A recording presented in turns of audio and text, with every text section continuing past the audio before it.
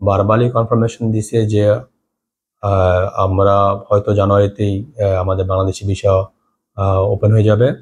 ওমানে বাংলাদেশি মালিকানাধীন Gulf exchange দিচ্ছে সেরা রেট। দেশের প্রিয়জনের কাছে টাকা পাঠাতে আজই যোগাযোগ করুন আপনার নিকটস্থ গালফ এক্সচেঞ্জে। গালফ এক্সচেঞ্জ, বাংলাদেশিদের প্রিয় এক্সচেঞ্জ। আমরা দীর্ঘদিন ধরে বাংলাদেশের জন্য কাজ করতেছি। আমাদের কোম্পানি অনেক বাংলাদেশি এখানে কাজ করতেছে, প্রায় 200-এর মতো।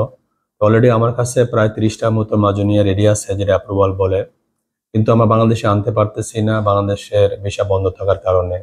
এ ব্যাপারে আমি কয়েকবারই এম্বাসির সাথে পার্সোনালি দেখা করেছি যে এই ব্যাপারটাকে সহজীকরণ করার জন্য। আর দ্বিতীয় একটা ব্যাপার হচ্ছে যে আমার কোম্পানিতে আরো কিছু বেশ সংখ্যক লোক আছে যারা ইঞ্জিনিয়ার, শ্রীলঙ্কা থেকে, ইজিপশিয়ান, ইন্ডিয়ান।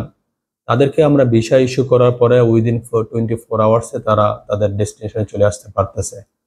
বাংলাদেশে ভিসা অ্যাপ্রুভাল হওয়ার পরে তাদের একটা দীর্ঘসূত্রিত হয়ে যাচ্ছে। তাদেরকে foreign ministry of man power, insurance, এই একটা দীর্ঘসূত্রিতে পড়ে থাকার কারণে আমাদের প্রায় 1-1.5 মাস লেগে যাচ্ছে এবং কিছু টাকা সেখানে খরচ হচ্ছে।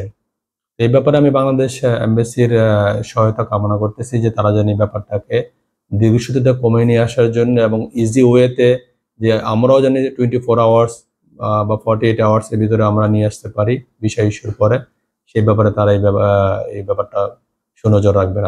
এখানে অনেকগুলো ঊর্ধ্বতন কর্মকর্তার সাথে আমাদের পরিচয় আছে। তারা আমাদেরকে একটা ভার্বালি কনফার্মেশন দিছে যে আমরা হয়তো জানুয়ারিতেই আমাদের বাংলাদেশি ভিসা ওপেন হয়ে যাবে।